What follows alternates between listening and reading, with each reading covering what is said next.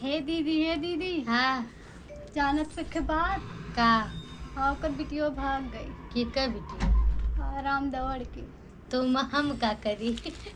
का करबू? हाँ चला हल्ला कही जाए गांव भर। अरे भक हल्ला करी है तब तू बिटिया ना हो दूसरे बिटिया का हल्ला करबो तो अरे कोई हल्ला करी तो बिटिया है ही, लेकिन उसी का होता जैसे वो सबके कहा थी उसी चला हमहू से कही जाए। नहीं देखो अब वो गड्ढा में कूदियन तू कूदबू।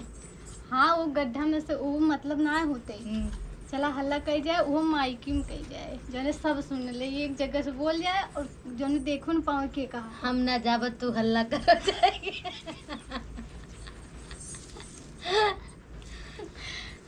तब का कही जाए? का कह जाई माँ सर माया खींचा हो दूसरा अच्छा, बिटिया बदनामी कर